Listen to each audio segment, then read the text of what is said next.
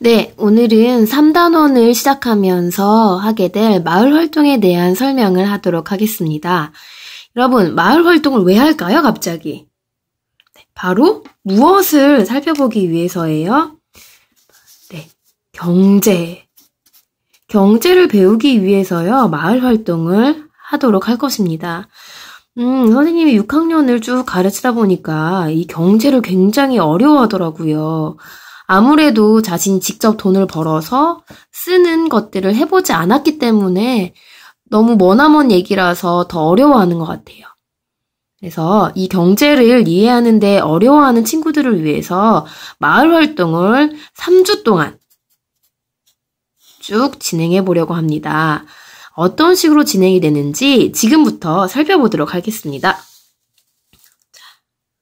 마을에는요, 첫 번째 기본법이 있어요. 기본적으로 여러분이 마을 활동을 하기 위해서 지켜야 되는 것들입니다. 경제 운영. 경제란 무엇일지 아직 선생님이 정리해 주지 않을 거예요. 이 마을 활동을 통해서 한번 쭉 생각을 해보도록 하세요. 경제가 돌아가는데 어떻게 운영이 되느냐. 첫 번째, 마을 화폐를 씁니다, 우리는. 시민은요, 통장으로 마을 화폐를 받습니다. 여러분은 이제 시민이 되는 겁니다. 진짜 돈을 나눠주면 잃어버리는 경우도 있고 또 관리하기가 힘들어서요. 통장을 나눠줄 거예요. 그리고 그 통장에 자신이 얼마만큼 벌었는지 쓰도록 할 겁니다. 그리고 우리 마을의 화폐 단위는 양이에요, 양. 1원, 2원, 1,000원, 만원이 아니라 한 양, 두 양, 1,000양, 만양 이런 식으로 정하도록 하겠습니다. 두 번째, 시민은요, 마을 화폐로 다양한 경제 활동을 할 수 있습니다. 앞으로 이야기하는 것들이 모두 다 경제 활동에 포함이 됩니다. 다음에 이거 중요합니다. 나랑 친하다고 해서 그 친구한테 돈을 마음대로 줄 수 없어요. 그래서 통장으로 하는 것이기도 하고요. 이 통장에 있는 돈을 사인을 하게 되는데 이 사인은요, 마음대로 못 합니다. 반드시 거래가 있어야만 사인을 합니다. 친하다고 해서 무작정 줄 수는 없습니다. 자, 화폐에 대한 내용은 여기까지 보고요. 두 번째, 임금에 대해서 보겠습니다. 네, 임금이요? 아니, 요즘 시대에 무슨 임금님? 이런 사람이 있을 것 같아요. 여기서 말하는 임금은요, 내가 일을 하고 받는 대가, 일을 하고 받는 돈이라고 생각하면 됩니다. 자, 여러분들은요, 수업 수당을 받아요. 여러분들은 지금 하는 일이 공부하는 일이니까 수업을 받으면 수당, 돈이 나옵니다. 그리고 또 직업 활동을, 하나씩 직업을 갖게 될 건데요. 그 직업에 대한 활동의 대가로 돈을 받습니다. 또 학급 활동을 잘할 경우에는, 그러니까 규칙을 잘 지킬 경우에는요, 특별한 상금이 돌아갑니다. 이런 식으로요, 3가지를 통해서 돈을 받을 수 있습니다. 다음에 임금은요, 임금 담당 시민을 뽑을 거예요. 그 사람한테 받으면 되겠습니다. 다음, 시민은요, 통장에 자신이 받을 임금을 기록하고 임금 담당 시민에게 가서 서명을 받습니다. 돈을 주고받는 게 아니라요, 내가 얼마만큼 받는지, 그러니까 일일이 다 체크할 수가 없어요. 여러분 양심에 맞게 얼마만큼 받는지 자신이 직접 기록하고 나서 임금 담당 시민에게 확인을 받는 겁니다. 다음, 임금 액수와 궁금하죠? 내가 얼마만큼 돈을 받는지, 그리고 임금을 어떻게 받는지는요, 각 경제 시스템별로 다릅니다. 우리는요, 3가지 경제 시스템을 할 건데요, 이 3가지마다 모두 달라지게 됩니다. 그 다음에 세금 볼게요, 세금. 자, 세금은 많이 들어봤죠? 네. 시민들은 모두 세금을 냅니다. 여러분들의 부모님들도 모두 세금을 내고 있어요. 자, 우리는 어떤 세금을 낼 거냐? 임금과 토지에서 거둘 겁니다. 임금과 토지, 임금. 여러분이 벌어들인 돈이 있으면 그 돈에서 어느 정도는 떼어서 세금으로 냅니다. 또 토지, 여러분의 자리를 사용한 값도 내게 됩니다. 그리고 세금을 걷는 방법은요, 누가 어디서 얼마만큼 걷는지는요, 각 경제 시스템별로 달라요. 구체적인 거는 이따가 우리가 처음으로 하게 될 평등 경제 시스템에 대해서 자세하게 설명을 하겠습니다. 그 다음에 토지. 자, 자리는 어떻게 하느냐. 자, 이 토지. 원래 일반 사회에서는, 지금 현재 사회에서는요, 토지는 땅을 의미해요. 우리는 교실 안에서 하는 것이니까 시민들이 앉는 자리를 토지라고 보겠습니다.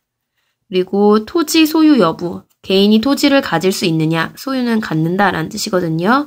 가질 수 있느냐 없느냐, 그다음에 토지의 세금, 조세는 세금을 걷는 것입니다. 토지에서 세금을 걷는 방식은요, 이것도 역시 각 경제 시스템별로 각자 다릅니다. 자, 그럼 지출, 돈을 쓰는 거예요. 나한테서 빠져나가는 것. 자, 시민들은요, 마을 화폐로 각 경제 시스템이 규정하는 세금을 내야 됩니다. 세금을 내면 나한테서 돈이 빠져나가는 거니까 지출에 해당되는 겁니다. 그리고 시민은 물품이나 서비스를 제공하는 시민들에게 마을 화폐를 주고 물품이나 서비스를 받을 수 있습니다.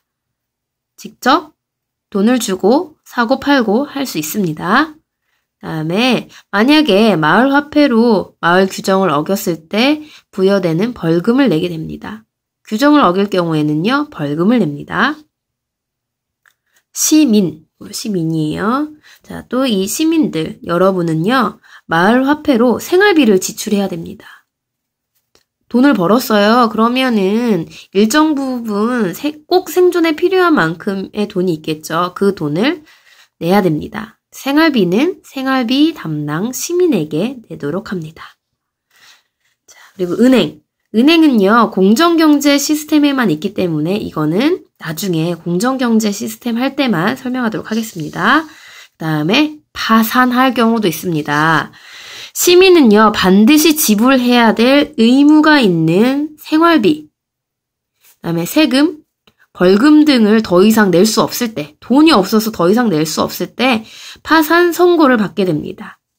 파산 선고는 선생님의 판단에 따르고요. 파산한 시민은 마을 통장을 선생님께 반납하고 어떤 경제활동에도 참여할 수 없게 됩니다.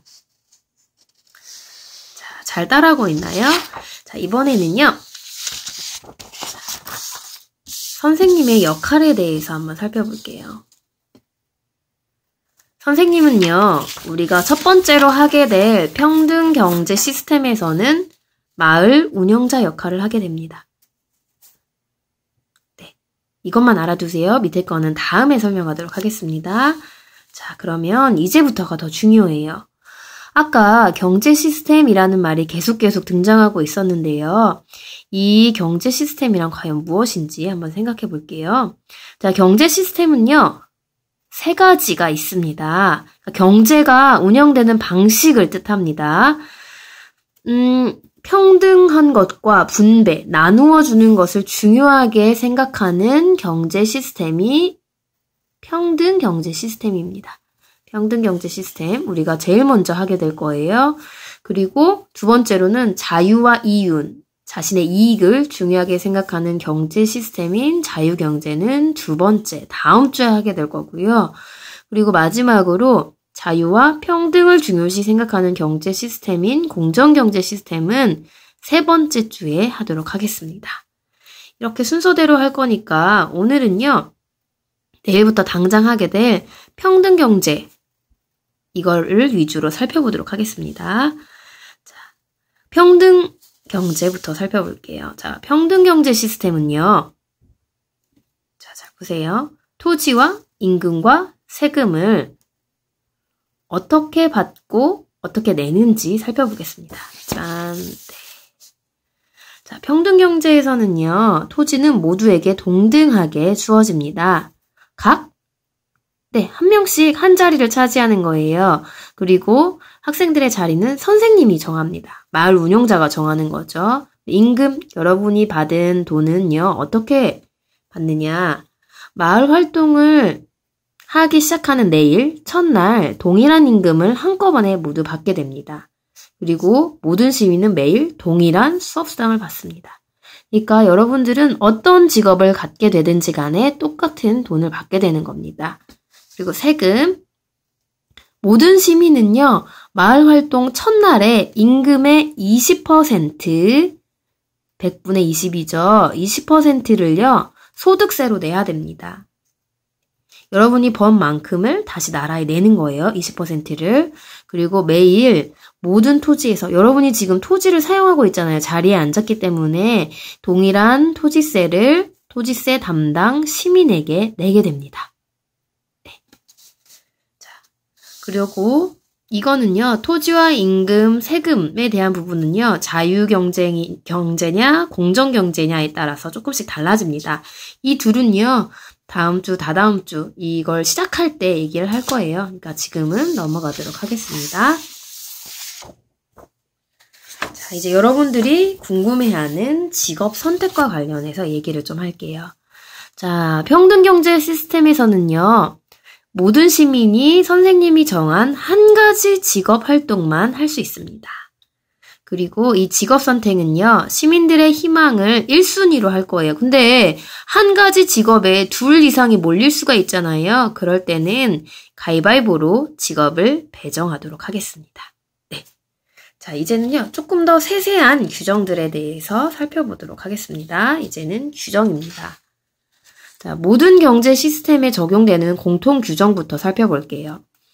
자, 모든 경제, 세 가지 경제에는요, 모두 상금이 있습니다. 자, 상금은 어떻게 주어지느냐? 네, 가장 기본적인 상금은요, 학습 결과물에 대한 상점이에요. 그러니까 여러분들 복습 공책한 것, 그다음에 공책 정리한 것, 숙제한 것들, 이런 모든 것들에게는 이제 도장이 찍히게 됩니다. 도장 5개를 받는 사람은 200냥, 4개를 받는 사람은 150냥, 3개는 100냥, 2개는 50냥, 1개는 아쉽지만 0냥을 받게 됩니다. 그러니까 내가 하는 만큼 돈이 쌓이는 거예요. 그리고 이 외에 선생님이 이걸 하면은 상금 얼마를 주겠습니다. 이런 식으로 선생님의 판단에 따라서 상금을 마음대로 부여할 수 있게 됩니다. 자, 또 어떤 걸 살펴봐야 되느냐? 자, 이번에는 상금이 아닌 벌금을 살펴볼게요. 벌금이 생겼습니다. 자, 지각 5분 안쪽으로 지각을 했다. 우리가 30분까지인데 35분까지 왔다 하는 사람은 벌금 50냥을 내게 됩니다. 35분 이후에 왔다. 그러면 100냥을 내셔야 됩니다. 그리고 숙제를 잘 안 해온다거나 준비물을 안 챙겨왔다거나 수업 시간 준비가 안 되었다거나 그러니까 책이 펼쳐지지 않거나 자리에 종이 쳤는데도 자리에 안 앉아 있다. 그러면 그 정도에 따라서 50냥에서 100냥 정도의 벌금을 내게 됩니다. 또 수업을 방해했을 경우에는요. 이것도 정도에 따라서 50냥이나 100냥 정도의 벌금을 내야 됩니다. 자, 장부에 또 혹은 통장 기입에 실수를 했을 때도 100냥이에요. 왜냐하면 이 숫자 계산이 중요하거든요. 철저하게 하는 게 필요합니다. 그래서 조금 높게 잡았습니다. 다음에 내가 벌지 않았는데 벌었다고 하거나 상금이 그만큼이 아니었는데 일부러 잘못 썼다거나 이런 식으로요. 돈과 관련해서 거짓말을 했을 경우에는 2,000냥이라는 벌금을 물게 됩니다. 그만큼 거짓말은 나쁜 것이기 때문이죠. 양심에 맞춰서 해주시기 바랍니다.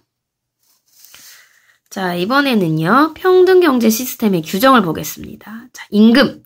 임금은 어떤 직업이든지 간에 똑같이 일주일치를 받습니다. 2,000냥을 받을 겁니다. 2,000냥. 자, 첫날 일주일치를 지급할 겁니다. 그리고 직업 수당은요. 500냥. 아이고, 선생님이 잘못 썼네요. 이건 직업 수당이 아니라 수업 수당이에요. 수업 수당. 수업 수당으로 500냥을 받게 됩니다. 그러니까 하루 수업 받은 것에 대해서 500냥이 나갑니다. 이거는 매일 임금 담당자한테 받으면 되겠습니다. 그리고 상금은 아까 나왔던 기준에 따라서 수시로 지급이 됩니다. 그 다음에 세금. 아까도 세금 나왔죠. 모든 시민들에게 임금의 20%를 부여합니다.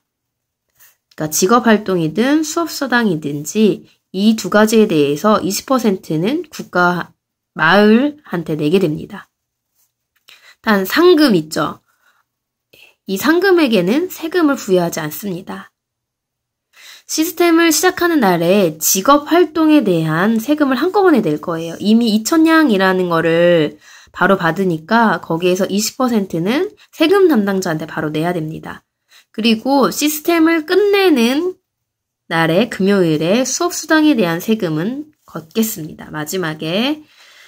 자, 그 다음 토지에 대해서 볼게요. 자, 여러분 자리세를 내셔야 됩니다. 지금 자리를 사용하는 게 여러분 것이 아니에요. 마을 것이에요. 그래서 토지를 쓰는 백냥을 매일 담당자에게 납부하셔야 됩니다. 자, 그리고 생활비도 들어갑니다. 기본적으로 먹고 사는데 필요한 백냥은 반드시 내셔야 됩니다. 네, 알겠죠? 자, 그러면은 이제 마지막! 짠! 제일 중요한 거 여러분들이 궁금해하는 것일 거예요, 아마. 한 명씩 누구나 갖게 되는 직업에 대해서 보겠습니다. 평등경제 시스템의 직업. 자, 각 직업이요, 쭉 해서 12개가 있습니다. 우리 반이 24명이기 때문에 2명씩 들어가면 되겠습니다. 첫 번째 직업입니다. 첫 번째는 세금 담당자.